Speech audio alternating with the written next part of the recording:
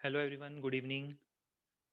Last सन पर हम लोगों ने कंसेप्ट ऑफ थर्मोमेट्री एंड किया था और आज हम लोग स्टार्ट करेंगे discussion of concept of thermal expansion. तो आज हम लोग बात करेंगे थर्मल एक्सपेंशन की। तो नेक्स्ट हेडिंग लिखो, थर्मल एक्सपेंशन।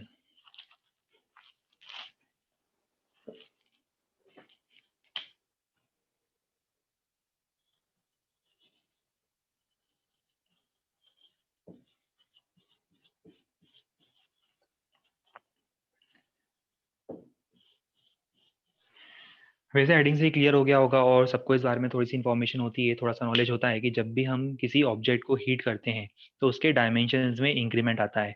अगर एक लीनियर ऑब्जेक्ट है, जैसे एग्जांपल एक रॉड है, अगर मैं उसको हीट करूंगा तो उसके लेंथ में इंक्रीमेंट आएगा। अगर मान लो हमारे पास कोई टू डायमेंशनल ऑब्जेक्ट है, मान लो एक प्लेट है, रेक्टेंगुलर प्लेट है, ट्रायंगुलर प्लेट है, सर्कुलर प्लेट है, अगर हम उसको हीट करेंगे तो उसके सरफेस एरिया में इंक्रीमेंट आएगा। उसी तरह से अगर हम एक थ्री डायमेंशनल ऑब्जेक्ट को, जैसे एग्जांपल हम लोग एक क्यूब को या एक स्पीयर को हीट करेंगे तो उसके वॉल्यूम में इंक्रीमेंट आएगा। तो आज हम लोग को इसी के बारे में डिस्कस करना है। जब भी ऑब्जेक्ट्स के अंदर एक्सपेंशन आता है, ऑब्जेक्ट के डायमेंशन में एक्सपेंशन आता है अपॉन हीटिंग, तो हम लोग उसे स्टडी करेंगे under the heading of thermal expansion. और हमें तीन टाइप के थर्मल एक्सपेंशन स्टडी करने हैं। फर्स्ट होगा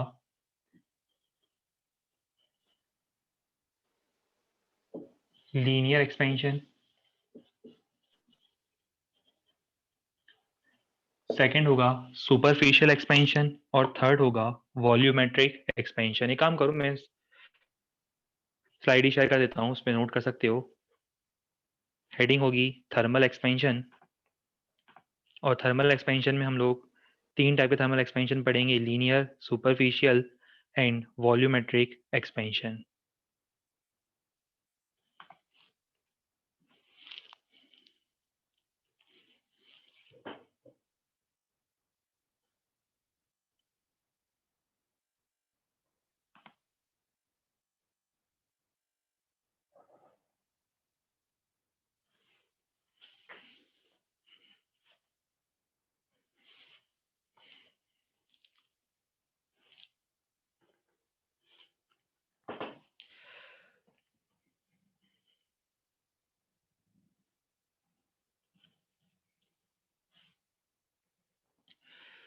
चलिए हम लोग स्टार्ट करेंगे। इसमें सबसे फर्स्ट टाइप का जो एक्सपेंशन होगा, यहाँ से हम स्टडी स्टार्ट करेंगे। हम लोग बात करेंगे सबसे पहले लीनियर एक्सपेंशन की। देखो, नाम से तो क्लियर हो गया हमें कि लीनियर एक्सपेंशन का मीनिंग क्या होगा। जब भी हम किसी ऑब्जेक्ट को हीट करेंगे, लीनियर ऑब्जेक्ट को हीट करेंगे, तो उसके जो लेंथ में इंक्रीमेंट आता है वो हम स्टडी करना चाहते हैं। तो increase in length of an object upon heating is termed as linear expansion. But exactly इसका जो मैथमेटिकल फॉर्मूला होगा, एक्सप्रेशन होगा, वो क्या होना चाहिए? देखो, वो कैसे फाइंड कर सकते हैं।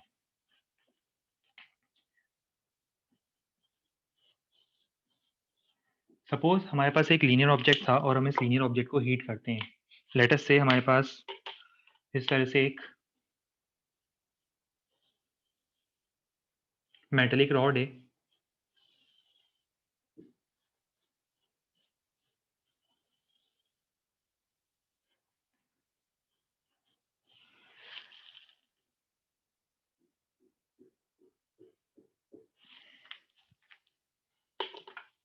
रॉड की लेंथ है एल और हम इसे हीट करते हैं।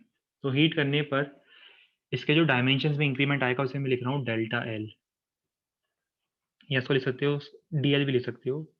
डीएल क्या है? DL is increment in length of the rod और increment in its dimensions upon heating. तो मुझे बताओ, ये जो डीएल है ये सबसे पहले किस बात के प्रोपोर्शनल होगा? डीएल किसके प्रोपोर्शनल होना चाहिए? क्या मैं ऐसा बोल सकता हूँ चेंज इन लेंथ और increase in length of rod upon heating is directly proportional to its original length? देखो, इसको ऐसा बोलने के पीछे रीजन क्या है। जैसे मान लो आपने 10 सेंटीमीटर की रॉड ली और 10 सेंटीमीटर की रॉड के अंदर इंक्रीमेंट आता है हाफ सेंटीमीटर का। चलो, 10 सेंटीमीटर की रॉड के अंदर इंक्रीमेंट आता है हाफ सेंटीमीटर का। अब अगर आप 20 सेंटीमीटर की रॉड लेते हो तो उसके अंदर इंक्रीमेंट कितना आएगा? 1 सेंटीमीटर का। कैसे पता चला? 20 सेंटीमीटर की जो रॉड है उसको इनडायरेक्टली आप इमेजिन कर सकते हो कि वो दो 10 सेंटीमीटर के रॉड के कॉम्बिनेशन से बनी है। तो दोनों के अंदर क्या होगा? हाफ हाफ सेंटीमीटर का इंक्रीमेंट आएगा, तो टोटल इंक्रीमेंट कितना हो जाएगा? 1 सेंटीमीटर। तो क्या हम ऐसा बोल सकते हैं कि increase in length of an object या change in its dimension is directly proportional to its initial और ओरिजिनल डायमेंशन। तो हमने यहाँ पे लिख दिया है कि it is directly proportional to L. L means उसकी इनिशियल लेंथ या ओरिजिनल लेंथ। चलो अब सिमिलर बेसिस पर हम बोल सकते हैं बाकी टर्म्स अगर मैं कांस्टेंट रखता हूँ, जैसे अब लेंथ कांस्टेंट रखता हूँ इनिशियल लेंथ, तो कैसा बोल सकता हूँ it is also directly proportional to increase in temperature. मैं टेम्परेचर में कितना इंक्रीमेंट कर रहा हूँ या टेम्परेचर कितना इंक्रीज कर रहा हूँ, अकॉर्डिंगली लेंथ में भी इंक्रीमेंट आएगा। तो हम बोल सकते हैं change in length delta L, small change in length is also directly proportional to change in temperature. अगर मैं टेम्परेचर 10 डिग्री सेल्सियस से बढ़ाऊंगा लेंथ में इंक्रीमेंट आएगा, पर अगर मैं टेम्परेचर को 20 डिग्री सेल्सियस से बढ़ाऊंगा तो लेंथ में डबल इंक्रीमेंट आएगा, क्योंकि 2 बार 10 डिग्री का इंक्रीमेंट करा है मैंने। तो अल्टीमेटली जब हम इन दोनों को कंबाइन करते हैं तो हम लिख सकते हैं dl is proportional to L delta T. ये प्रोपोर्शनलिटी कांस्टेंट है, ये प्रोपोर्शनलिटी है, इसको अगर मैं हटाऊंगा, इसको रिमूव करूंगा, अगर प्रोपोर्शनलिटी को हम एक कांस्टेंट लगाएंगे और वो कांस्टेंट होता है अल्फा।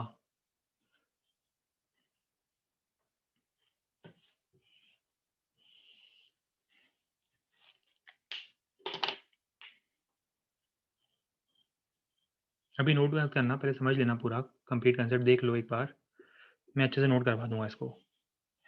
देखो यहाँ पे ये डेल्टा एल क्या है, यहाँ पे ये डीएल या डेल्टा एल क्या है, ये है इंक्रीज इन लेंथ, ये क्या है ओरिजिनल लेंथ है, ये है change in temperature, D T means change in temperature, और ये अल्फा जो होता है it is a constant which depends upon material.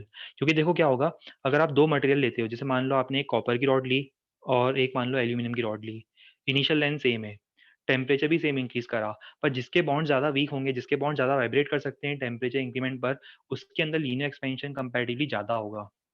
Means अगर हम बाकी सब टर्म्स को भी सेम रखते हैं, उसके बाद भी क्या होगा, जो चेंज इन लेंथ होगा वो मटेरियल पर भी डिपेंड करेगा। अलग अलग मटेरियल का coefficient of expansion, coefficient of linear expansion अलग अलग होगा। तो यहाँ पे अल्फा को हम क्या बोलेंगे, ये जो हम लोगों ने अल्फा लिखा है, अल्फा इज टर्म डैश, ये जो हम टर्म लिख रहे हैं अल्फा, इसको हम बोलते हैं कोएफिशिएंट ऑफ लीनियर एक्सपेंशन। इसी की मैं थोड़ा और डिटेल में बात करना चाहता हूँ। क्या मैं इसको थोड़ी देर के ऐसा लिख सकता हूँ, अल्फा को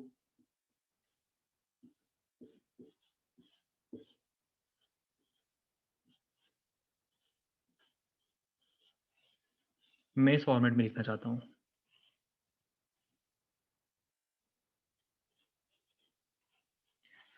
दोनों में कुछ डिफरेंस नहीं है। देखो यहाँ से मैंने अल्फा को लिखा D L by L divide by D T. अब मुझे ये बताओ डी एल बाई एल क्या होगा। डी एल है चेंज और एल है ओरिजिनल लेंथ। तो क्या मैं ऐसा बोल सकता हूँ डी एल बाई एल जो न्यूमरेटर है, न्यूमरेटर क्या रिप्रेजेंट कर रहा है, ये जो न्यूमरेटर है, न्यूमरेटर क्या रिप्रेजेंट कर रहा है, न्यूमरेटर रिप्रेजेंट्स, ये वाला जो न्यूमरेटर है ये क्या रिप्रेजेंट कर रहा है, ये रिप्रेजेंट कर रहा है फ्रैक्शनल चेंज।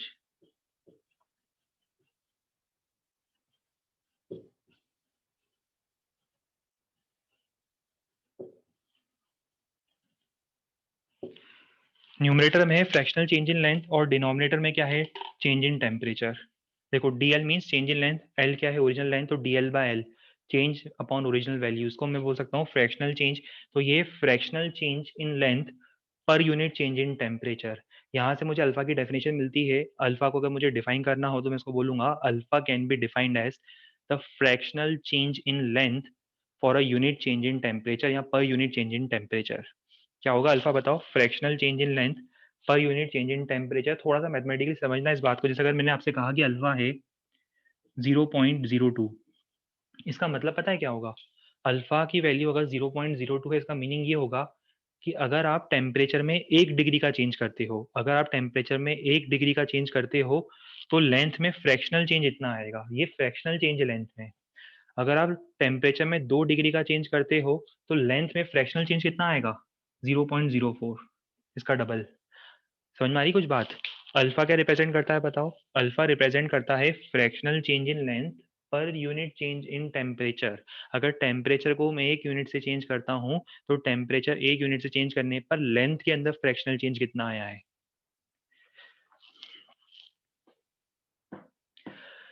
ये सबको क्लियर है पॉइंट। क्योंकि देखो मैं एक ही बार ये डेफिनेशन बता रहा हूँ, अगली बार बीटा गामा के लिए मैं वही चीज़ रिपीट करूँगा, मतलब रिपीट ही नहीं करूँगा, इनफैक्ट सिर्फ हम डेफिनेशन फ्लैश कर देंगे, आपको क्लियर हो जाएगा अपने आप ही। चलिए अब थोड़ा सा और मुझे एक पॉइंट और बता दो बस कि अल्फा की यूनिट जो होगी, ये जो अल्फा लिखा है मैंने, इसकी यूनिट क्या लिखूँ मैं? अल्फा की कुछ यूनिट लिख सकते हैं हम लोग? अल्फा की यूनिट क्या होगी? देखो भाई, ये तो फ्रैक्शनल चेंज है, change in length upon original length, unit तो कैंसिल हो गई। ये है चेंज इन टेम्परेचर। इसका मतलब अगर मुझे अल्फा की यूनिट पूछी जाए मुझसे, तो मैं बोलूंगा कि अल्फा की जो यूनिट है, यूनिट ऑफ अल्फा, ये हो जाएगा पर डिग्री सेल्सियस और पर केल्विन, मतलब डिग्री सेल्सियस इनवर्स और केल्विन इनवर्स। ये कैंसिल हो जाएगा, यहाँ पे यूनिट नहीं होगी। ये देखो न्यूमरेटर में यूनिट कैंसिल हो गई, नीचे है चेंज इन टेम्परेचर, तो उसको आप चाहो तो डिग्री सेल्सियस में ले लो टेम्परेचर को, या केल्विन में ले लो, दोनों में चेंज तो सेम आएगा। मतलब 5 डिग्री सेल्सियस का चेंज और 5 केल्विन का चेंज, वो दोनों सेम होते हैं। ठीक है, तो ये हमें एक रिलेशन मिलेगा। अब एक लास्ट फॉर्मूला, छोटा सा ही फॉर्मूला है। अब तो ये सब कुछ क्लियर होने के बाद फाइनली हमारा अल्टीमेट गोल क्या था? फाइनल लेंथ बताओ क्या लिखे हम लोग? ये है final length, initial length plus change in length. देखो इनिशियल लेंथ ये थी, हीट करने पर चेंज इन लेंथ इतनी हुई, तो initial length plus change in length will be equal to final length. तो फाइनल लेंथ बताओ क्या मिलेगी? ये एज इट इज, ये जो लिखा है ना डीएल, डीएल को मैंने लिख दिया एल अल्फा डेल्टा टी, ये लिखा इसको इस फॉर्मूले की हेल्प से। तो ये कितना जाएगा? एल प्राइम आ जाएगा, एल कॉमन ले लो, 1 प्लस अल्फा डेल्टा टी। इसको डी टी लिख दो, डेल्टा टी लिख दो, दोनों चल जाएंगे। मैं इसको डेल्टा टी लिख रहा हूँ, कंफ्यूज मत होना। ये क्या है? ये है expression for final length of the object.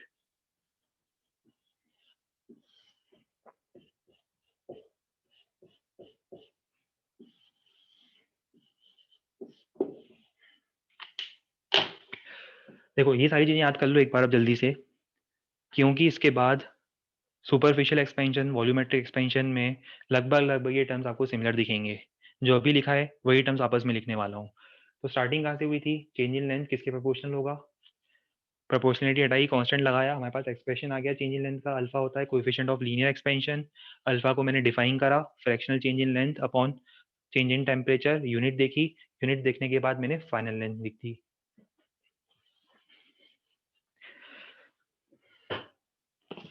चलिए हम लोग नोट कर लेते हैं इसको। एक मिनट में स्क्रीन शेयर कर देता हूँ,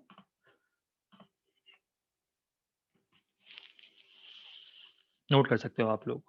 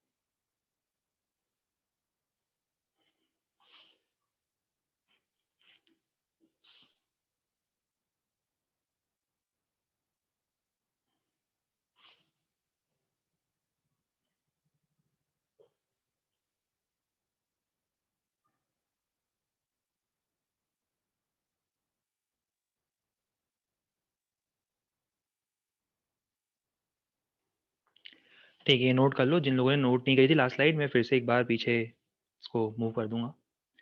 पहले भी ये नोट कर लो जल्दी से, फिर हम लास्ट स्लाइड बता देंगे एक बार और।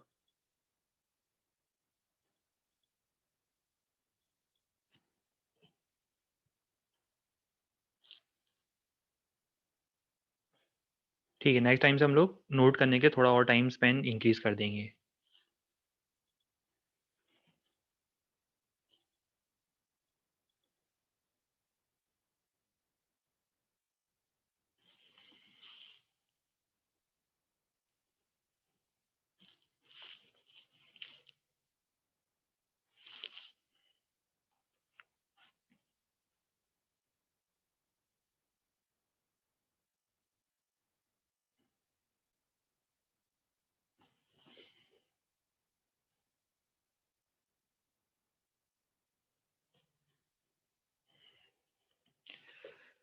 चलो पहले हम इस पे कुछ क्वेश्चंस ट्राई करेंगे।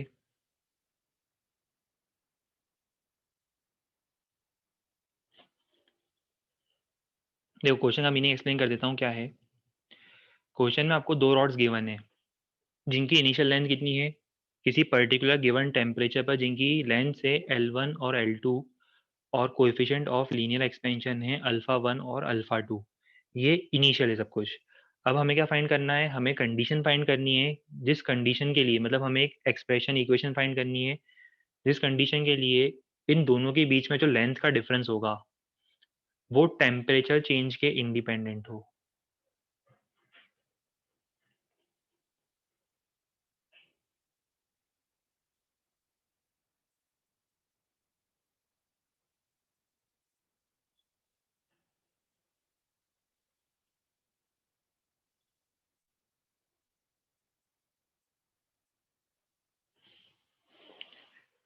ठीक है, कुछ लोग के आंसर आ गए हैं।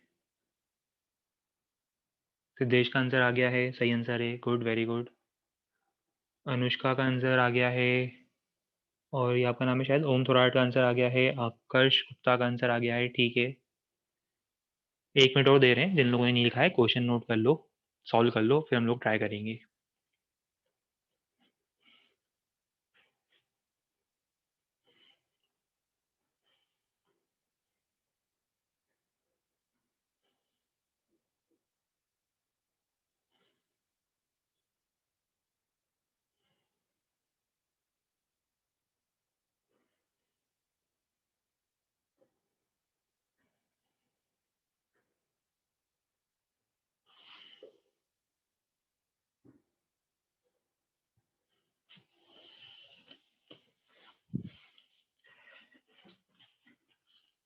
बिल्कुल इजीली सॉल्व कर सकते थे। दो रॉड्स हैं,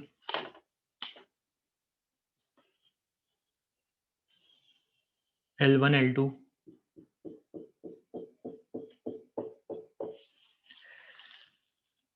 L1 अल्फा 1,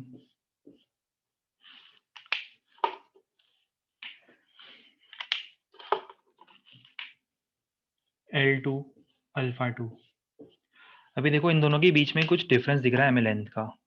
ये लेंथ का डिफरेंस दिख रहा है, ये लेंथ का डिफरेंस हमें पता है कितना है, ये लेंथ का डिफरेंस है L1 माइनस L2। अब हम ये चाहते हैं कि जो डिफरेंस है ये कांस्टेंट मेंटेन रहे। मतलब अगर हम दोनों को हीट करेंगे तो क्या होगा, हीट करने पर दोनों की लेंथ में इंक्रीमेंट आएगा, ये भी इंक्रीज करेगा, ये भी इंक्रीज करेगा, बट हम चाहते हैं कि दोनों के बीच का जो डिफरेंस है वो कांस्टेंट रहे। तो या तो ये भी कर सकते हो कि एक मेथड तो देखो ये हो सकता है, कुछ समझ में नहीं आया तो L1 prime minus L2 prime, ये फाइनल डिफरेंस होगा, is equal to initial difference कर दो।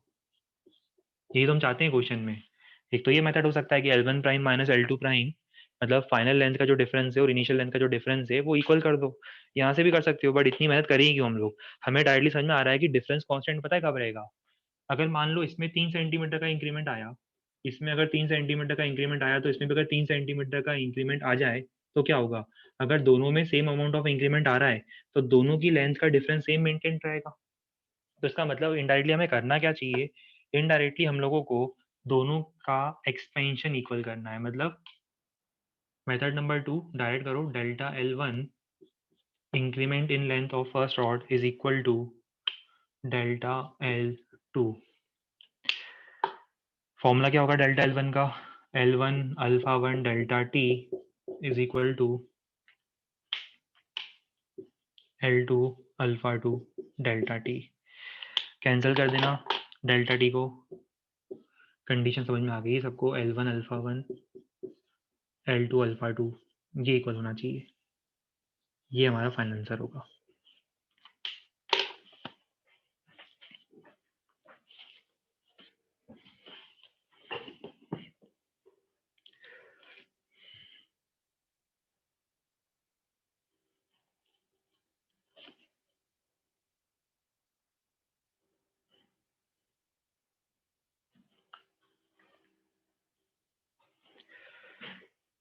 ठीक है, ग्रेजुअली क्वेश्चन में थोड़ा सा वेरिएशन करना शुरू कर देते हैं अब।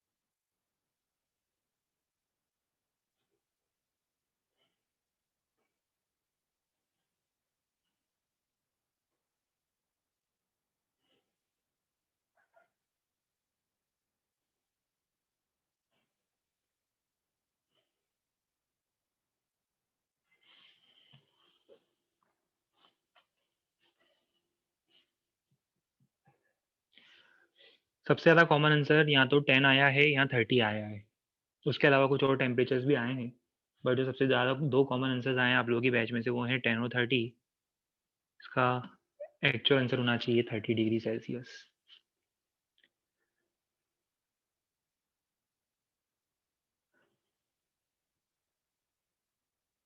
बिल्कुल 50-50 का मैटर था, 50% क्लास, ऑलमोस्ट 50% क्लास 10 पर थी, ऑलमोस्ट 50% क्लास का आंसर 30 था। बिल्कुल यूएस प्रेसिडेंट इलेक्शन के जैसा हुआ है, दोनों के बिल्कुल क्लोज जो होता है कंपटीशन, बिल्कुल वैसा ही कंपटीशन 10 और 30 में मिला हमें यहाँ पर।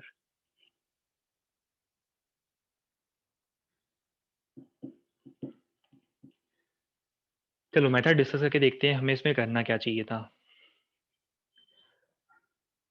अच्छा बाइडन जीत रहे हैं, अच्छा ऐसा, ठीक है, बढ़िया बात है। हम लोगों को क्या करना, कोई भी जीते कोई भी हारे। चलो आओ क्वेश्चन डिस्कस करते हैं अब।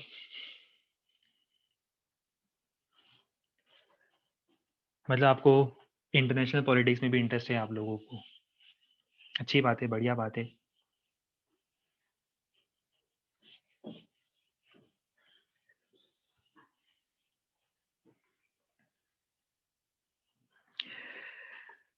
देखो स्टार्टिंग होती है एक मीटर स्केल से,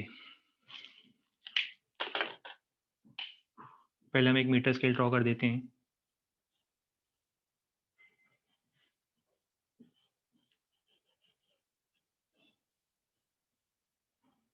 ये है एक मीटर स्केल जिसमें मार्किंग होगी 0 से लेके 100 सेंटीमीटर तक, और क्वेश्चन में गिवन है कि it is calibrated to give correct measurement और correct reading at 20 degree Celsius. इसका मीनिंग क्या होगा?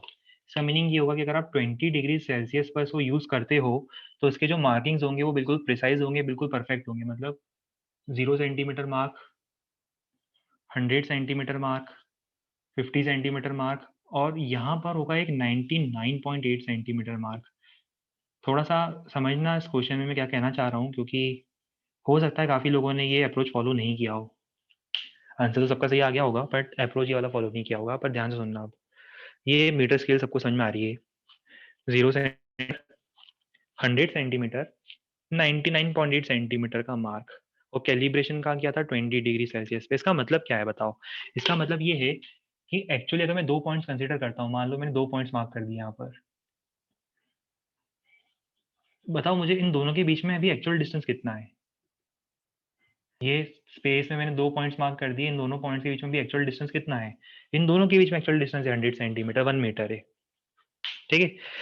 पर क्वेश्चन में देखो क्या दिया था, क्वेश्चन में ये दिया था कि हमने इस स्केल को एक अननोन टेम्परेचर पे यूज करा, जहां पर ये 1 मीटर को रीड करने के लिए यूज कर रहे हैं, पर वो 99.8 सेंटीमीटर बता रहा है। इसका मतलब क्या हुआ होगा?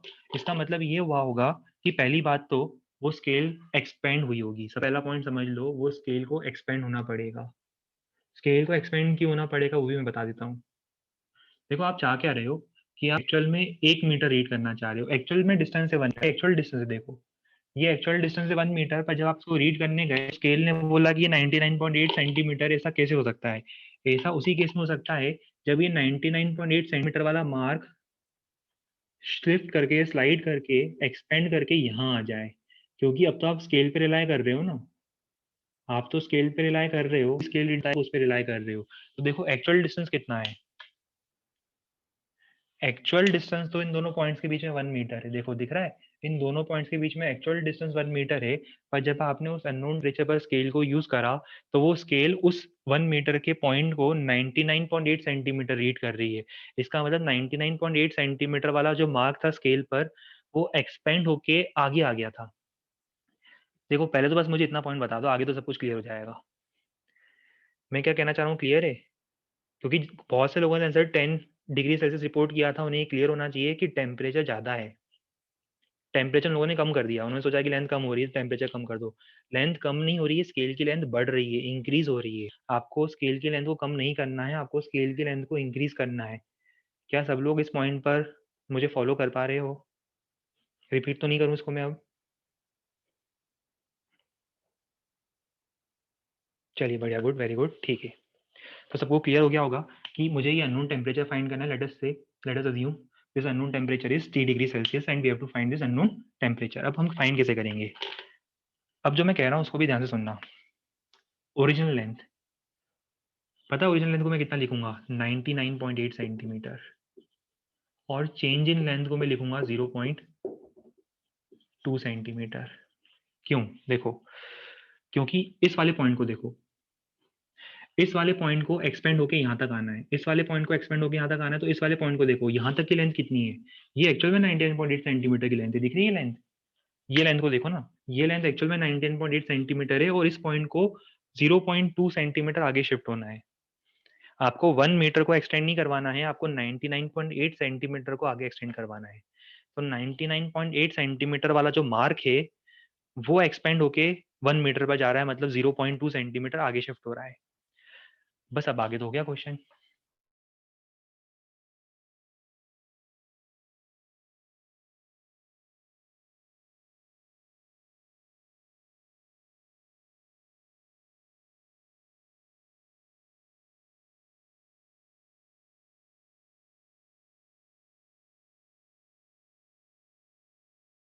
To 99.8 into alpha into delta T. Delta T कितना होगा? T-20। सॉल्व करना, ये अप्रोक्सीमेटली 30 डिग्री आएगा। देखो एक्जैक्टली 30 डिग्री तो नहीं आएगा। पता है एक्जैक्टली 30 डिग्री कब आता? एक्जैक्टली 30 डिग्री जब आता है इस कैलकुलेशन में, जब यहाँ पर ये 100 होता। ठीक है, ये 100 होता तब एग्जैक्ट आता। अब देखो मैंने ये क्यों करा है इस टाइप का कैलकुलेशन, मैं आपको इस क्वेश्चन में ये बताना चाह रहा था कि एग्जाम में ये जो पॉइंट है ना, ये बहुत इंपॉर्टेंट हो सकता है।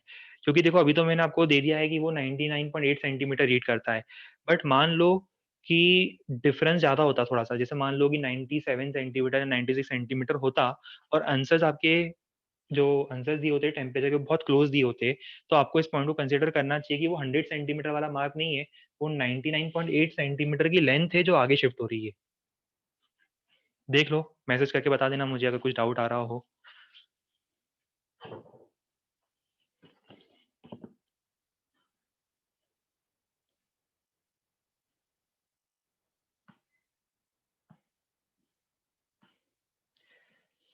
क्या वीडियो सबको दिख रहा है ना? मतलब वीडियो फ्रीज तो नहीं हुआ था? आप लोगों को शायद मैसेज आ रहा है कुछ लोगों का, वीडियो फ्रीज हो गया था। ऑडियो और वीडियो फ्रंट पे किसी को इशू तो नहीं है? अच्छा अभी ठीक है, सब कुछ ठीक है, चलिए। देखो 100 सेंटीमीटर वाला मार्क जो है ना, वो 0.2 सेंटीमीटर नहीं, 0.2 सेंटीमीटर से थोड़ा सा और एक्स्ट्रा शिफ्ट होगा। हालांकि आपको समझ में आ गया होगा कि देखो डिफरेंस बहुत कम होगा वो। 99.8 सेंटीमीटर वाला मार्क जो है, अगर वो उसमें 0.2 का एलोंगेशन आ रहा है, तो जो रिमेनिंग होगा उसके अंदर भी कुछ एलोंगेशन आएगा। ये जो रिमेनिंग पोर्शन है इसमें भी थोड़ा सा एलोंगेशन आएगा, हालांकि नेग्लिजिबल होगा, इसलिए कोई दिक्कत नहीं। आप इसको अगर 100 भी ले लेते, इसलिए इस बार आपका आंसर सही आ रहा था। बट ज्यादा प्रिसाइजली अगर आपको कैलकुलेशन करना है तो उसको आपको 99.8 लेना पड़ेगा।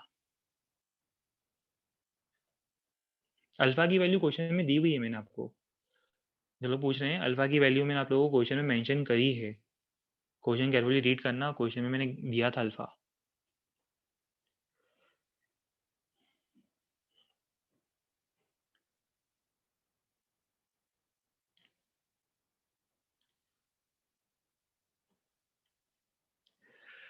ठीक है, अब थोड़ा सा कुछ और वेरिएशन ट्राई करते हैं इसमें। अब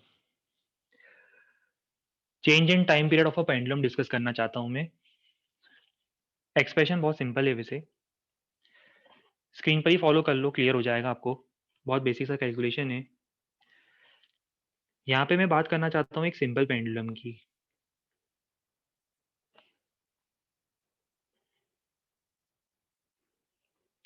जिसकी लेंथ है एल। इसको स्मॉल डिस्टर्बेंस दो। स्मॉल डिस्टर्बेंस के लिए क्या करेगा? ये ऑसिलेट करेगा, टू एंड फ्रो ऑसिलेट करेगा। इसका कुछ टाइम पीरियड आना चाहिए। मुझे बताओ इसका ओरिजिनल टाइम पीरियड क्या होगा? इसका ओरिजिनल टाइम पीरियड होगा 2 pi under root of L by g. यहाँ पे टी जो है ना, ये टाइम पीरियड है, टेम्परेचर नहीं है, कंफ्यूज मत होना। यहाँ पे टी क्या रिप्रेजेंट कर रहा है? यहाँ पे टी रिप्रेजेंट कर रहा है टाइम पीरियड को। चलो अब मान लो कि मैंने टेम्परेचर में कुछ चेंज करा तो क्या होगा? टेम्परेचर में चेंज करूंगा तो लेंथ में चेंज आएगा। ये देखो, ये लेंथ है ना, लेंथ में चेंज आएगा। और लेंथ में चेंज आया तो टाइम पीरियड में चेंज आएगा। तो सेकेंड इक्वेशन सबको समझ में आ रही है क्या लिखा है मैंने? मॉडिफाइड टाइम, नया time period divided by original time period is equal to नई वाली लेंथ अपॉन जो ओरिजिनल लेंथ थी उसका अंडर रूट। अब मुझे बताओ ये जो नई लेंथ है एल प्राइम को क्या लिखूंगा? जो एल प्राइम लिखा है ना, एल डैश एल प्राइम, कितना लिखूंगा इसको मैं? फाइनल लेंथ क्या होती है? Initial length 1 + alpha delta T. ये डेल्टा टी की जगह मैं डेल्टा थीटा लिख रहा हूँ। डेल्टा थीटा का मतलब यहाँ पर क्या है? डेल्टा थीटा का मतलब यहाँ पर क्या है? Change in temperature. यहाँ पर मैं टेम्परेचर को थीटा से रिप्रेजेंट कर रहा हूँ कंफ्यूजन अवॉइड करने के लिए। यहाँ पे क्योंकि ऑलरेडी कैपिटल टी में यूज कर चुका हूँ टाइम के लिए, तो मैं यहाँ पर क्या यूज कर रहा हूँ? यहाँ पर मैं यूज कर रहा हूँ थीटा फॉर रिप्रेजेंटिंग टेम्परेचर। क्या यहाँ तक फॉलो कर पा रहे हो कि ये कैलकुलेट करने पर इतना आएगा? मुझे बताओ ये यहाँ तक का क्लियर है सबको? फर्स्ट जो हम लोगों ने ये लिखा है जितना भी।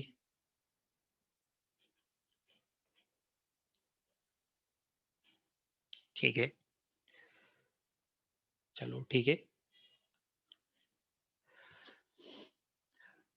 क्या मैं इसको इस फॉर्मेट में लिख सकता हूँ? मैंने यहाँ पर लगाया है बाइनोमियल अप्रोक्सीमेशन। अगर डाउट हो तो बता देना, शायद आप लोगों ने पढ़ लिया होगा, आप सब लोगों को लगाना आता होगा बाइनोमियल अप्रोक्सीमेशन। वो पावर है 1/2। अच्छा, अभी आप लोगों ने बाइनोमियल अप्रोक्सीमेशन नहीं पढ़ा है। ठीक है। लास्ट क्वेश्चन में अगर किसी को डाउट है, मैं चलो क्लास के एंड में डिस्कस कर दूंगा। आपको अगर वो क्लियर नहीं हुआ है तो मैं बाद में डिस्कस कर दूंगा। बट बाइनोमियल अप्रोक्सीमेशन थोड़ा सा बेसिक लेवल पे अगर बाई चांस आता हो, बाइनोमियल अप्रोक्सीमेशन, कोई बात नहीं, चलो ठीक है, मैं बता देता हूँ। वैसे बेसिक वैसे आप लोगों ने पढ़ा होगा, आप लोगों के मॉड्यूल में दिया होगा।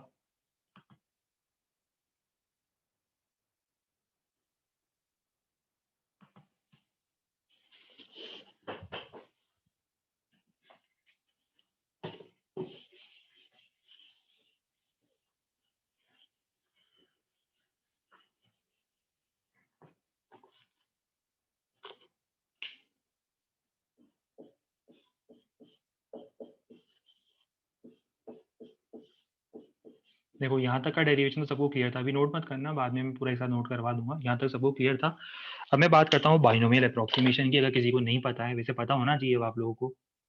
देखो 1 प्लस एक्स की पावर n का एक बहुत बड़ा सा एक्सपेंशन चलता है, लंबा सा एक्सपेंशन होता है, जिसको हम बोलते हैं बाइनोमियल एक्सपेंशन। बट इसका स्पेशल केस होता है 1 plus n x, provided n की जो एक्स की वैल्यू है, if x is very small, अगर एक्स की वैल्यू जो है वो 1 के कंपेरिजन में बहुत स्मॉल होती है, तो आप अप्रोक्सीमेटली इस एक्सप्रेशन को इससे इक्वेट कर सकते हो, जो पावर है वो उसके मल्टीप्लिकेशन में ला सकते हो। जैसे एग्जाम्पल, हालांकि फॉर्मूला और भी आगे जाता है ना, वो n n minus one x square by two, n n minus one n minus two by three factorial x cube.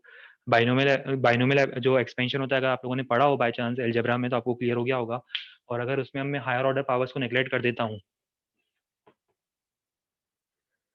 अच्छा एनटीएससी क्लास में पढ़ा था, ठीक है।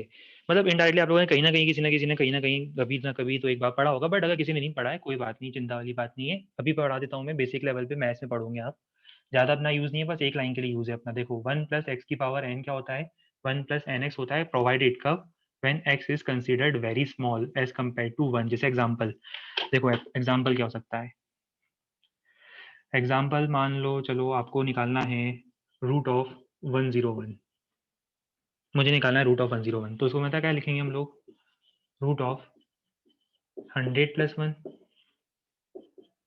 10 बार ले आओ, क्या आएगा अंदर बताओ, ये लिख सकता हूँ मैं साहब, यहाँ तक क्लियर हो रहा है, 10 बार आ गया, 1 प्लस इतना, और इसको मैं ऐसा लिख सकता हूँ 1 प्लस 0.01 की पावर 1/2, ये रूट है पावर 1/2। अब देखो 1 के बाद 1 प्लस एक्स की पावर n में x को देखो, x क्या है, बहुत स्मॉल है, तो इसको क्या लिख सकता हूँ मैं, अप्रोक्सीमेटली लिख सकता हूँ 1 plus n x, n power है इंटू x कितना है 0.01,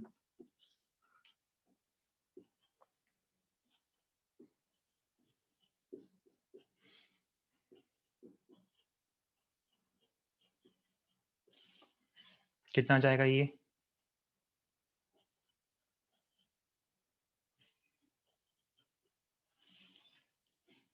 ये अप्रोक्सीमेटली वैल्यू इतनी आ जाएगी।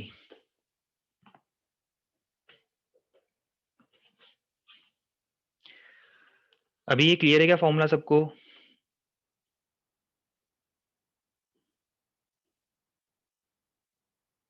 बाकी आप लोग ऐसे पढ़ लोगे, चिंता वाली कोई बात नहीं है, बट अभी मैंने ब्रीफ लेवल पे बता दिया है, इसे हम बोलते हैं बाइनोमियल अप्रोक्सीमेशन।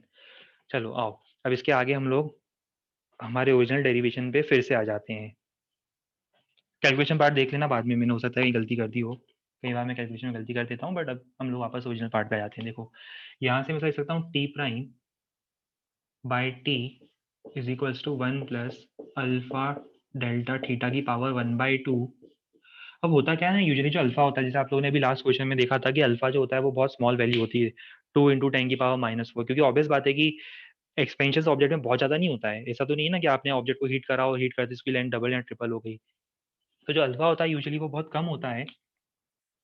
तो इस एक्सप्रेशन को मैं क्या लिख सकता हूँ, अप्रोक्सीमेटली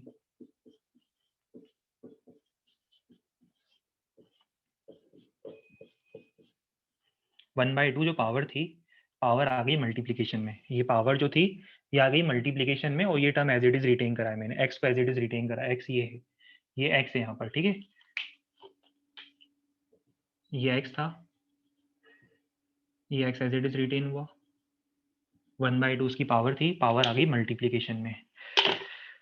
थोड़ी सी और हेल्प करो मेरी अब, चलो टी प्राइम को क्या लिखूंगा, T plus T into half alpha delta theta, multiply कर दिया, यहाँ से मुझे एक एक्सप्रेशन मिल रहा है T prime minus T whole divided by T is equals to 1/2 alpha delta theta. ये जो एक्सप्रेशन मिल रहा है ये अपने आप में बहुत इंपॉर्टेंट एक्सप्रेशन है, यूज अभी हम करेंगे क्वेश्चन में। बस मुझे इतना बता दो आप लोग कि यहाँ पे जो लेफ्ट हैंड साइड है, लेफ्ट हैंड साइड में क्या लिखा है मैंने, ये जो लेफ्ट हैंड साइड है ये क्या है, टी प्राइम माइनस टी क्या है, टी प्राइम था फाइनल टाइम पीरियड, टी था इनिशियल टाइम पीरियड, तो ये क्या है बताओ, ये है चेंज इन टाइम पीरियड, और ये डिवाइडेड बाय क्या लिखा है मैंने, ओरिजिनल टाइम। तो मुझे बताओ change in time period divided by original time period किसके इक्वल होगा, चेंज अपॉन ओरिजिनल क्या होता है, फ्रैक्शनल चेंज होता है। तो जो फॉर्मूला हमें फाइनली याद करना है वो ये है, fractional change in time period of a pendulum clock or simple pendulum is equal to half alpha delta theta. बहुत इंपॉर्टेंट एक्सप्रेशन है, बहुत इंपॉर्टेंट रिलेशन है।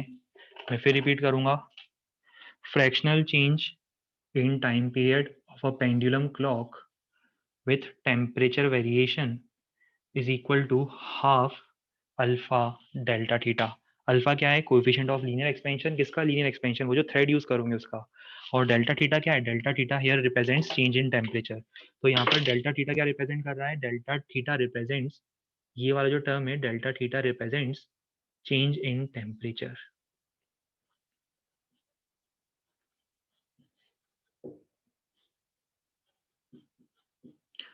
अल्फा तो ऑब्वियसली बात है, सबको पता है अल्फा क्या है, कोएफिशिएंट ऑफ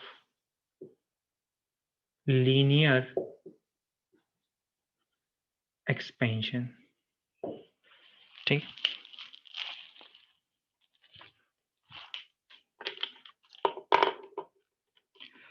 अभी मैं इसका टेक्निकल और एक्चुअल जो कुछ थ्योरेटिकल यूज है वो भी मैं आपको एक्सप्लेन करूंगा थोड़ी देर में।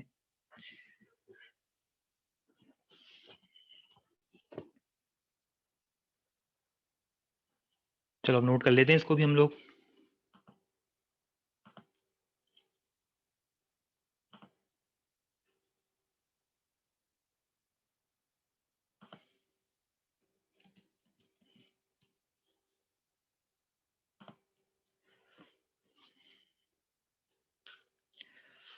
जिसको जहाँ से कंफर्टेबल लगे, मैंने दोनों ऑप्शन दे दिए हैं। आपको अगर बोर्ड से लिखना है तो आप टॉगल कर सकते हो उसको।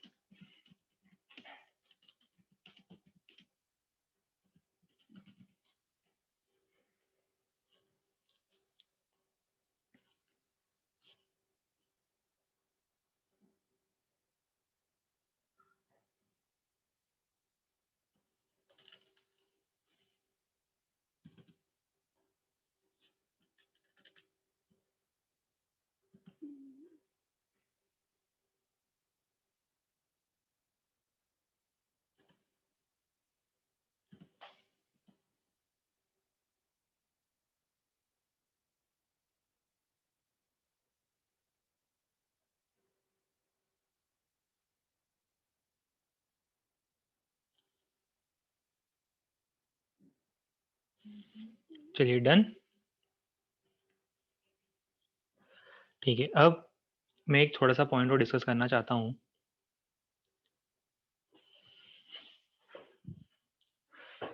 पॉइंट होगा related to pendulum clock, although आजकल हम लोग यूज तो करते नहीं अब। तो अगर मान लो फिर भी इस पे क्वेश्चन आ जाता है, हम लोग बात कर रहे हैं पेंडुलम क्लॉक की, वो आप लोगों ने देखा होगा। पेंडुलम क्लॉक देखा होगा आप लोगों ने, इसमें पेंडुलम स्विंग करता है और उसके हेल्प से वो जो क्लॉक है उसका इंटरनल मैकेनिज्म रन करता है।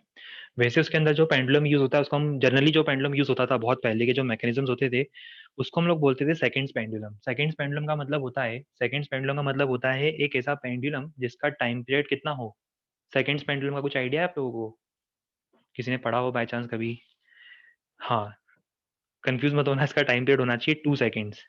सेकंड्स पेंडुलम का टाइम पीरियड होता है 2 सेकेंड। सेकंड्स पेंडुलम का मतलब वो आधा जो ऑसिलेशन होता है वो 1 सेकेंड में करेगा और तब तक वो जो नीडल होती है वो 1 सेकेंड आगे बढ़ जाती है, फिर वापस 1 सेकेंड। तो सेकंड्स पेंडुलम का टाइम पीरियड होता है 2 सेकेंड्स, बट अपने लिए रेलेवेंट अभी नहीं है। बता दिया ऑफ द ट्रैक अभी क्योंकि डिस्कशन चल रहा था। तो अब अपने लिए रेलेवेंट क्या है, मान लो कि हम लोगों ने एक पेंडुलम क्लॉक यूज कर रहे हैं हम लोग। तो जब पेंडुलम क्लॉक मैन्युफैक्चर हुई होगी, जब वो मैन्युफैक्चर हुई होगी तो वो किसी पर्टिकुलर टेम्परेचर पर कैलिब्रेट हुई होगी। कैलिब्रेशन सबको समझ में आता है ना? कैलिब्रेशन का मीनिंग क्या होता है? कैलिब्रेशन का मतलब होता है जो भी कोई मेजरिंग डिवाइस होता है, जितने भी मेजरिंग डिवाइस होते हैं ना, उनको आपको कैलिब्रेट करना पड़ता है। जैसे आपकी स्केल है, मेजरिंग डिवाइस है, तो उसपे कैलिब्रेशंस लगे होते हैं। आपकी जो वॉच होती है, वो मेजरिंग डिवाइस है, वो टाइम मेजर करती है, तो उसके ऊपर कैलिब्रेशंस लगे होते हैं। थर्मामीटर के ऊपर कैलिब्रेशंस लगे होते हैं। एमीटर, वोल्टमीटर के ऊपर वो मार्किंग्स लगी होती है, कैलिब्रेशन लगे होते हैं। मतलब हर एक मेजरिंग डिवाइस के ऊपर कैलिब्रेशन का मार्क होता है। वैसे ही जब आपका पेंडुलम क्लॉक मैन्युफैक्चर हुआ होगा, तो वो किसी एक पर्टिकुलर टेम्परेचर पर कैलिब्रेट हुआ होगा। अब मेरा आप लोगों से एक बहुत सिंपल सा क्वेश्चन है। मैं बस आप लोगों से एक सिंपल सा टेक्निकल क्वेश्चन पूछना चाहता हूँ। सपोज़ पेंडुलम क्लॉक को हमने कैलिब्रेट करा था किसी टेम्परेचर पर अब हम उसको समर्स में यूज़ कर रहे हैं। मैं उसको यूज़ कर रहा हूँ कब? समर्स में, मतलब जब टेम्परेचर ज़्यादा होता है। टेम्परेचर यूजुअली थोड़ा ज़्यादा होगा समर्स में।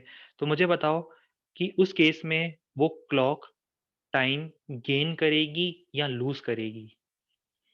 मुझे बताओ अगर समर्स में हम लोग पेंडुलम क्लॉक को यूज़ करेंगे, तो क्या वो टाइम गेन करेगी या लूज़ करेगी? अगेन बिल्कुल 50-50 का मैटर हो गया है फिर से। 50% लोग बोल रहे हैं गेन, 50% बोल रहे हैं लूज़। हुँ, अच्छा चलो। थोड़ा-सा थिंकिंग एबिलिटी को एक्सपेंड करते हैं, अपन सोचते हैं कि एग्ज़ैक्टली क्या हो रहा होगा समर्स में। मुझे बताओ समर्स में इसको भूल जाओ, फ़ॉर्मूले-वॉर्मूले को भूल जाओ, फ़ॉर्मूला-वॉर्मूला तो हो गया अब। फ़ॉर्मूले को भूल जाओ। मुझे बताओ कि समर्स में क्या होगा? लेंथ बढ़ जाएगी? अगर लेंथ बढ़ जाएगी तो टाइम पीरियड बढ़ेगा या कम होगा? बस मुझे इतना बता दो समर्स में क्या होगा? टाइम पीरियड बढ़ेगा या कम होगा? टाइम पीरियड बढ़ेगा। मतलब ध्यान से सुनना, जहाँ उसको पहले एक ऑसिलेशन 2 सेकंड में पूरा कर लेना चाहिए था, जहाँ उसको एक ऑसिलेशन 2 सेकंड में पूरा कर लेना चाहिए था, कंप्लीट ऑसिलेशन 2 सेकंड में पूरा कर लेना चाहिए था, अब उसे वही ऑसिलेशन करने के लिए 2.01 सेकंड लग रहे हैं। एग्ज़ाम्पल, मान लो थोड़ा-सा ज़्यादा टाइम लग रहा है क्योंकि ऑब्वियसली लगेगा ना, लेंथ बढ़ गई मतलब टाइम पीरियड ऑफ ऑसिलेशन बढ़ गया है। अगर टाइम पीरियड ऑफ ऑसिलेशन बढ़ गया इसका मतलब जो ऑसिलेशन पहले 2 सेकंड में पूरा हो जाना चाहिए था, अब वही ऑसिलेशन करने के लिए उसको टाइम लग रहा है 2.01 सेकंड्स। अब मुझे बताओ कि इसका इफ़ेक्ट क्या होगा पेंडुलम क्लॉक पर? क्या वो फ़ास्ट रन कर रही है या स्लो रन कर रही है अब? वो फ़ास्ट रन कर रही है या स्लो? वो डेफ़िनिटली वो स्लो रन कर रही है। स्लो इसलिए रन कर रही है क्योंकि अब वो 2.01 सेकंड में ऑसिलेशन कंप्लीट कर रही है, तब जाके वो नीडल जो है वो 2 सेकंड आगे बढ़ेगी। इसका मतलब क्या हो रहा है? क्लॉक स्लो रन कर रही है। चलो फिर भी अगर किसी वजह से स्ट्राइक नहीं हो रहा है तो एक और सिंपल एग्ज़ाम्पल बताते हैं। जैसे आप लोगों की टेस्ट सीरीज़ होती है, आप लोग टेस्ट देते हो, हर क्वेश्चन में आपको अप्रॉक्सिमेटली मिलते हैं मान लो लेट अस से 3 मिनट। एक्ज़ैक्टली आपको 3 मिनट्स मिलते हैं on an average her question solve करने के लिए। अब अगर आप किसी क्वेश्चन को सॉल्व करने के लिए 3 मिनट से ज़्यादा का टाइम लेते हो, 3.1 या 3.2 मिनट्स का टाइम लेते हो, तो इसका मतलब आप टाइम गेन कर रहे हो या लूज़ कर रहे हो। अगर आप एग्ज़ाम में एक क्वेश्चन सॉल्व करने में 3 मिनट से ज़्यादा का टाइम ले रहे हो, इस अरे गेन कौन बोल रहा है भई अब?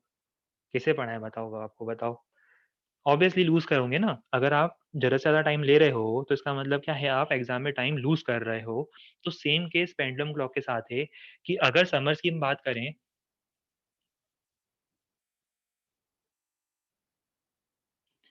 समर्स की हम बात करें तो समर्स में क्या होगा?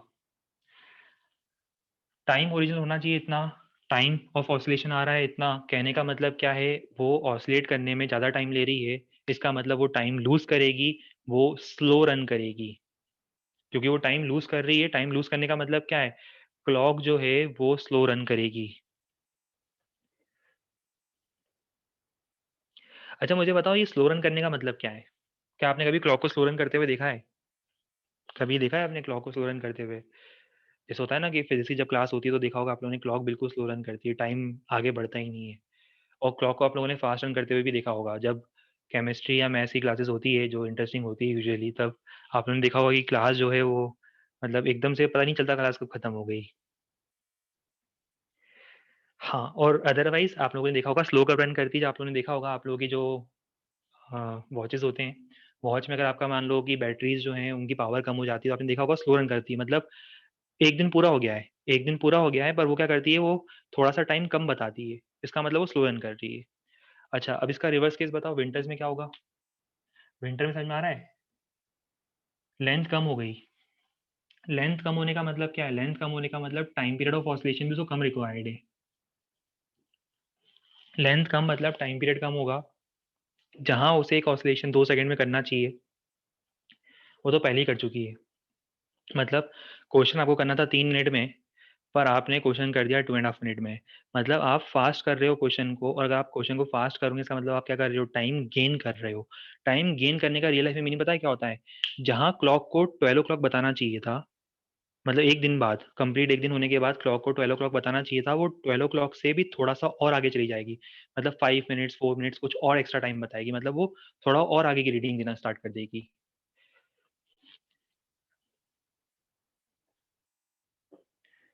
ये क्लियर हो गया सबको? अरे भाई, ये डोनाल्ड ट्रम्प कौन है हमारे ग्रुप में?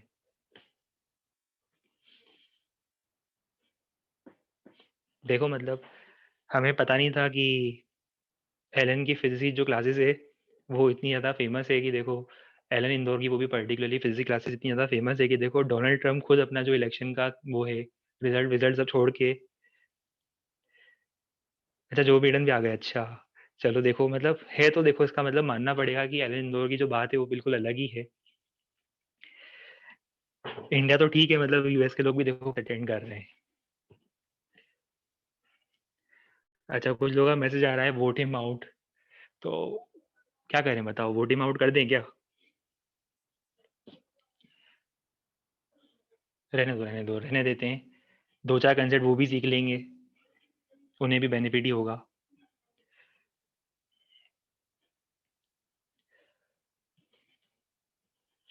लो, जल्दी से तो नोट करो, फिर हम लोग क्वेश्चन ट्राई करेंगे।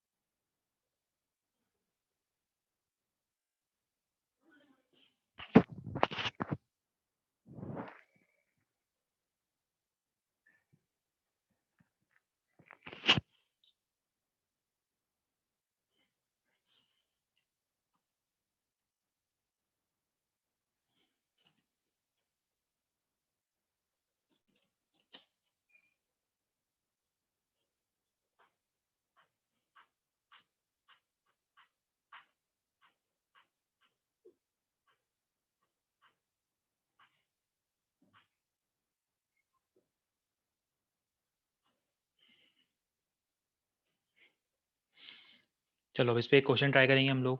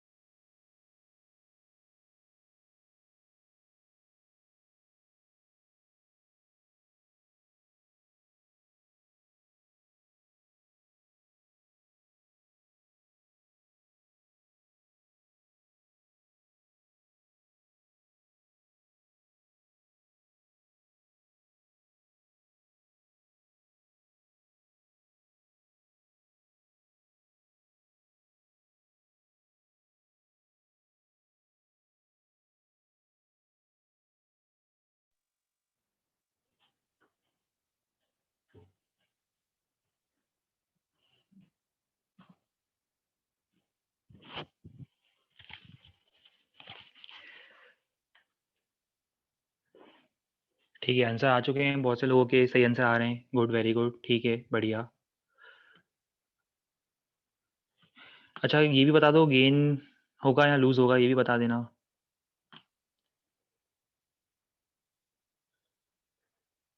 ठीक है, गेन होगा, क्योंकि हमने इसको विंटर्स में यूज करा है।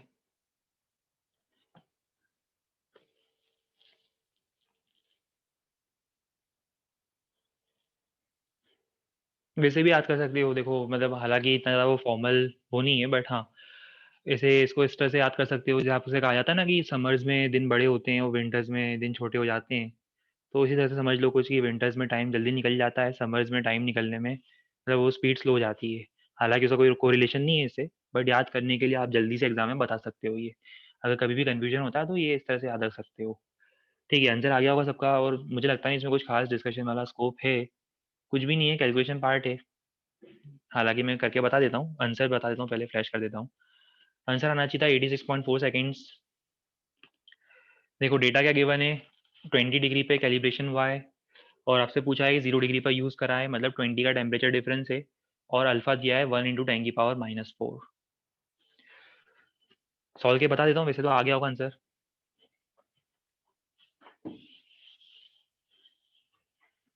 फॉर्मूला हम ये वाला यूज करेंगे, फ्रैक्शनल चेंज वाला।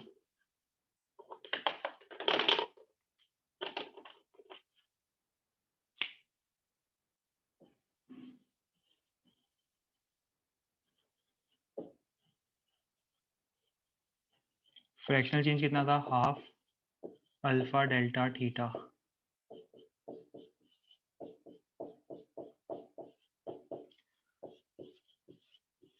अच्छा, अब इस फ्रैक्शनल चेंज का मीनिंग क्या है पता है? इसका मीनिंग ये है कि अगर आप 1 सेकंड मेजर करना चाहते हो, अगर आप 1 सेकंड मेजर करना चाहते हो तो 1 सेकंड में इतना एरर करोगे। अब अगर 1 सेकंड में इतना एरर करोगे तो एक पूरे दिन में कितना एरर करोगे? Total error in 1 day, 1 second में इतना एरर है।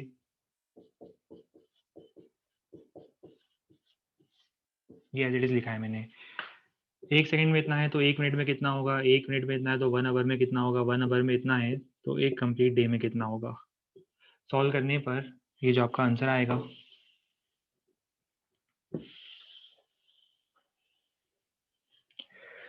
ये आ रहा है 86.4 सेकेंड्स।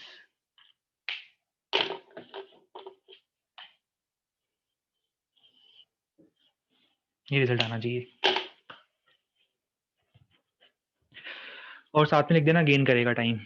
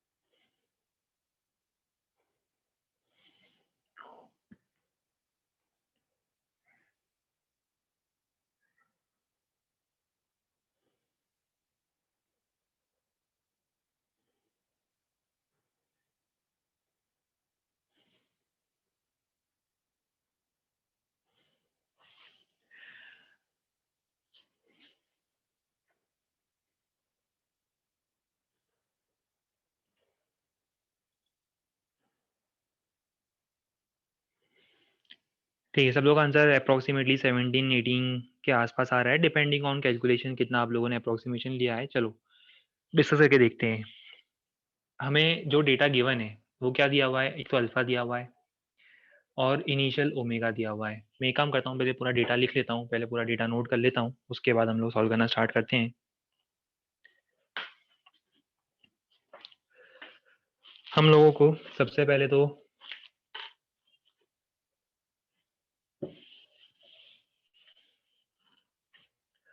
अल्फा की वैल्यू गिवन है 4 इंटू 10 की पावर -4 पर डिग्री सेल्सियस, यूनिट में इग्नोर कर रहा हूँ। ओमेगा दिया है 20 रेडियन पर सेकेंड, एसआई में है, यूनिट इग्नोर कर रहा हूँ। टेम्परेचर में इंक्रीमेंट हमने करा है 180 डिग्री सेल्सियस। ठीक है, आपको फाइंड करना है फाइनल ओमेगा।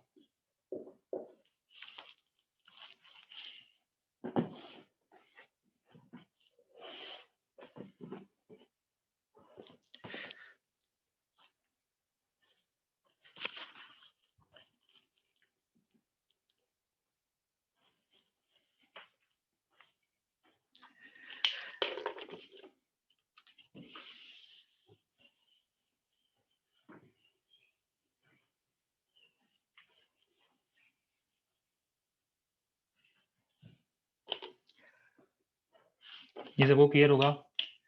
ये सॉलिड स्फीयर था। सॉलिड स्फीयर को अगर हम हीट करेंगे, देखो पहले तो ये इस एक्सिस के अबाउट रिवॉल्व कर रहा था।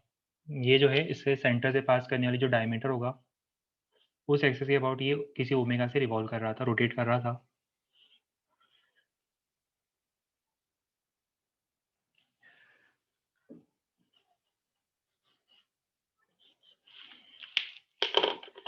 इस एक्सिस के अबाउट आपको इसका ओमेगा इनिशियल गिवन है। अब देखो अगर हम इसको हीट करेंगे तो क्या होगा। अगर हम मान लो इसको एज इट इज हीट करते हैं without providing any other type of disturbance, अगर हम सिर्फ इसको हीट करते हैं तो हीट करने से इसके डायमेंशन इंक्रीज होंगे, इसका रेडियस जो है वो रेडियस इंक्रीज होगा, साइज इंक्रीज होगा। अब आपसे ये पूछा है कि जब फाइनली हम लोग टेम्परेचर इंक्रीज कर देते हैं तो इसका नया ओमेगा कितना होगा। सबको क्लियर हो गया होगा। टेम्परेचर इंक्रीज करने पर डायमेंशन में इंक्रीमेंट आएगा और जो नया ओमेगा है वो अब कम हो जाएगा। Angular momentum conservation. Finally same axis के अबाउट अब इसका साइज इंक्रीज हो गया है, तो एंगुलर मोमेंटम कंजर्व करने के लिए इसका जो ओमेगा है वो पहले से थोड़ा सा रिड्यूस हो जाएगा। तो हम लोग डायरेक्टली अब एक्सप्रेशन लिख सकते हैं, L initial is equals to L final. L initial कितना होगा, I1 omega 1, I2 omega 2। I1 कितना होगा 2/5 m r² और ओमेगा 1 ओमेगा जो दिया हुआ है, ठीक है, is equal to I2 2/5 m as it is. Mass तो चेंज होगा नहीं, रेडियस जरूर चेंज होगा। रेडियस कितना हो जाएगा 1 प्लस अल्फा डेल्टा टी का होल स्क्वायर। ये क्लियर है ना सबको। नया रेडियस जो है आर प्राइम को मैंने लिख दिया R1 plus alpha delta theta. कोई डाउट तो नहीं है इसमें। ये लिखने के बाद हमें फाइनल ओमेगा फाइंड करना है, ओमेगा प्राइम। ये फाइनल ओमेगा प्राइम मुझे फाइंड करना है। अच्छा शायद दिख नहीं रहा होगा यहाँ तक। कैसे फाइंड करें अब, बाकी सारे टर्म्स तो कैंसिल हो रहे हैं, ये सब टर्म्स कैंसिल हो जाएंगे। आपका फाइनल ओमेगा प्राइम कितना आएगा कैलकुलेशन में, ओमेगा प्राइम होगा omega the whole divided by 1 plus alpha delta T का स्क्वायर। ओमेगा आपको गिवन है 20 divided by 1 plus alpha, alpha है 4 इंटू 10 की पावर -4, डेल्टा टी 180।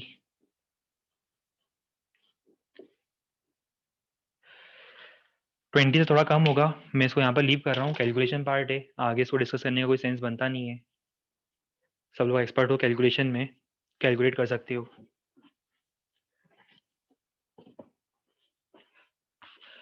ठीक है, एक स्टूडेंट को शायद डाउट आया है कि यहाँ पर वॉल्यूमेट्रिक एक्सपेंशन होगा। ठीक है, डेफिनेटली वॉल्यूमेट्रिक एक्सपेंशन होगा।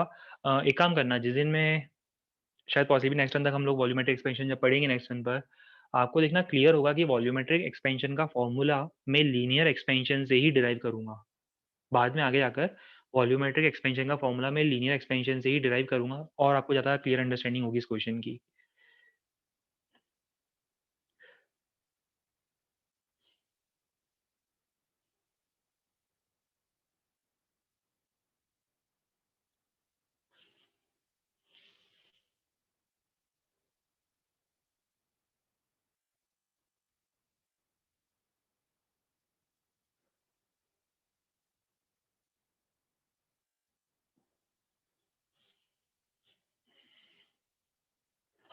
हाँ, गामा जो होता है वो 3 अल्फा होता है, हम डिराइव भी करके बताएँगे।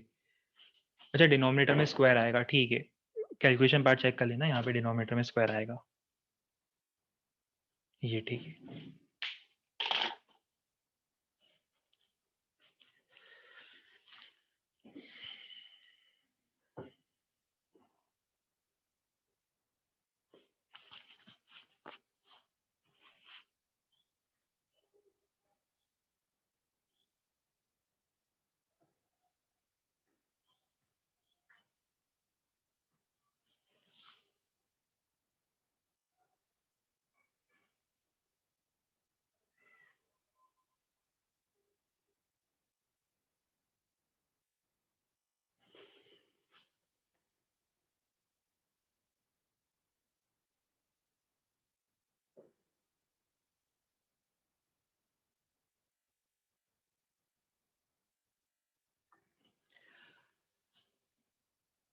ठीक है, अब आगे जो एक्सपेंशन है वो पढ़ने से पहले मैं थोड़ा-सा एक डिस्कशन जो है वो थोड़ा-सा उसको ऑफ द ट्रैक ले जाकर मैं बात करना चाहता हूँ आइसोट्रोपिक एंड एनीसोट्रोपिक मटेरियल्स की।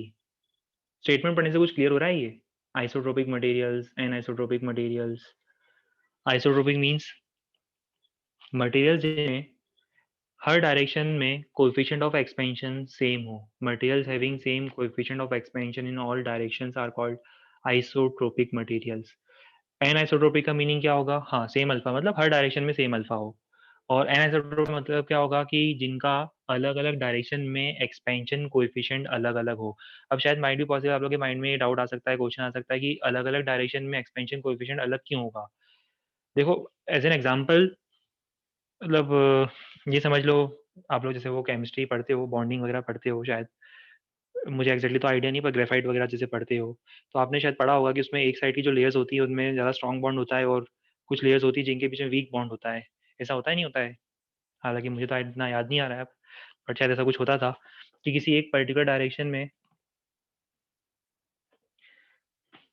स्ट्रॉन्ग बॉन्ड्स होते हैं और किसी डायरेक्शन में वीक बॉन्ड्स होते हैं, ऐसा होता है नहीं होता है किसी पर्टिकुलर मटेरियल के अरेंजमेंट में? तो अगर कभी किसी पर्टिकुलर मटेरियल के अरेंजमेंट में ऐसा होता है कि एक पर्टिकुलर डायरेक्शन में बॉन्ड कंपैरेटिवली स्ट्रॉन्ग हो, दूसरे डायरेक्शन में जो लेयर्स हैं, उनके बीच में बॉन्डिंग कंपैरेटिवली वीक हो तो आपको समझ में आ गया होगा। जब आप हीट करोगे हाँ, जब आप उसको हीट करोगे तो क्या होगा? हीट करने पर किसी एक पर्टिकुलर डायरेक्शन में जहाँ बॉन्ड स्ट्रॉन्ग है, वहाँ एक्सपेंशन कम होगा। जिस डायरेक्शन में बॉन्ड की स्ट्रेंथ कम है, वहाँ पर वाइब्रेशन बोल दो या एक्सपेंशन बोल दो कंपैरेटिवली आपको ज़्यादा मिलेगा। तो ये सबको पॉइंट क्लियर हो रहा होगा, कुछ materials by nature, by default anisotropic हो सकते हैं। अभी मैं यूज़ करूँगा इसका, अभी हम लोग इसका यूज़ करेंगे। पहले तो एक काम करो चलो ये नोट कर लो आप।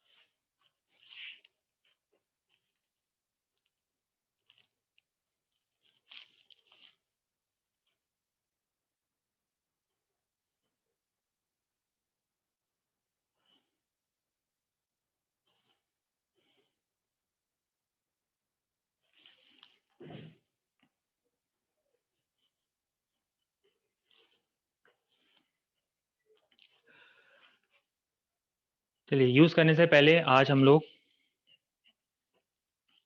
सिर्फ़ स्टार्टिंग देखेंगे। सुपरफिशियल एक्सपेंशन की। बाद में यूज़ भी करूँगा ये आइसोट्रोपिक, एनिसोट्रोपिक का यूज़ कहाँ आएगा, जब हम फाइंड करेंगे relation between alpha, beta and gamma, वो बात की बात है। हाल-फिलहाल देख लो और बता दो इसमें कुछ एक्सपेंशन की रिक्वायरमेंट लग रही है क्या आप लोगों को अब? ये पूरा सब कुछ वही है देखो। सुपरफिशियल एक्सपेंशन का सबसे पहला पॉइंट तो मैंने मीनिंग लिखा है, increase in area, increase in area on increasing temperature, और वही जैसे हम लोगों ने अल्फा लिखा था उसकी जगह मैंने बीटा लिख दिया। बीटा का मीनिंग क्या होगा? Fractional change in area per unit change in temperature. देखो इसमें इंटरेस्टिंग पॉइंट ये नोट करना आप लोग की अल्फा, बीटा और गामा की यूनिट्स जो होगी ना वो बिल्कुल सेम होगी। मतलब अगर आपको क्वेश्चन में सिर्फ दिया हुआ है कि कोएफिशिएंट ऑफ एक्सपेंशन दिया है पर ये नहीं दिया है कि अल्फा है कि बीटा है कि गामा है, तो बिना उस पर्टिकुलर नॉलेज के, उस पर्टिकुलर टर्म के आप लोग क्वेश्चन सॉल्व नहीं कर सकते हो। क्योंकि देखो अल्फा, बीटा, गामा को आप यूनिट से आइडेंटिफाई नहीं कर पाओगे। अल्फा, बीटा और गामा तीनों की यूनिट्स बिल्कुल सेम दिखेगी आपको। तीनों की यूनिट्स में कोई डिफरेंस नहीं। देखो इसकी यूनिट भी पर डिग्री सेल्सियस या पर केल्विन होगी। अच्छा 1 मिनट नोट करने से पहले नोट करवा दूँगा मैं। फ़ॉर्मूला देखो, लग नहीं रहा है मुझे वैसे कुछ एक्सपेंशन की कुछ रिक्वायरमेंट है। वही है change in area proportional to original area, proportional to change in temperature. Proportionality हटाया है हमने, कांस्टेंट लगाया है। Constant of proportionality beta, coefficient of superficial expansion. फिर फाइनल एरिया क्या होगा? Initial area plus change in area. Same formula है, कुछ टर्म्स बस अलग हो गए हैं। करो नोट।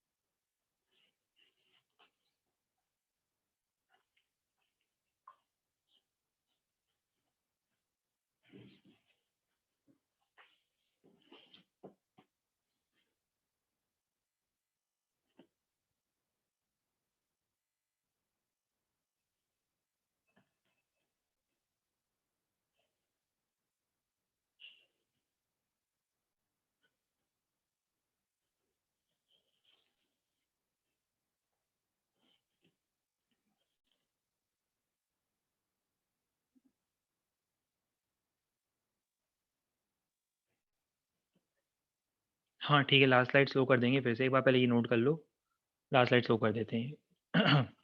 ये लो।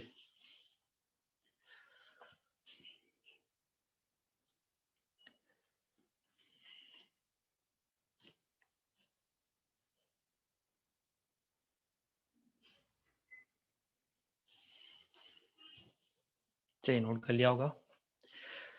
ठीक है, तो आज का जो सेशन है इसको हम लोग यहाँ पे पॉज़ करेंगे, इसको होल्ड करेंगे। नेक्स्ट टर्न पर हम लोग इसे कंप्लीट करेंगे। थोड़ा-सा टर्म बचे हुए हैं, कुछ टर्म्स बचे हुए हैं, वो कंप्लीट करने के बाद फिर हम लोग फाइनली स्टार्ट करेंगे कैलोरीमेट्री। मतलब ये सेकंड पार्ट है थर्मो का, वो जो कंप्लीट होगा उसके बाद हम बात करेंगे कैलोरीमेट्री की, जहाँ पर हम लोग बात करेंगे हीट की रिक्वायरमेंट। किसी भी ऑब्जेक्ट का टेम्परेचर इंक्रीज़ करने के लिए कितनी हीट की रिक्वायरमेंट होती है, फेज़ ट्रांसफॉर्म करने के लिए कितनी हीट की रिक्वायरमेंट होती है और उससे रिलेटेड कैलकुलेशंस। वो अगेन एक इंटरेस्टिंग टॉपिक होगा अपने आप में। चलिए ठीक है, आज यहाँ पर हम लोग पॉज़ करेंगे, एंड करेंगे। आगे नेक्स्ट टाइम पे कंटिन्यू करते हैं। Good night and take care.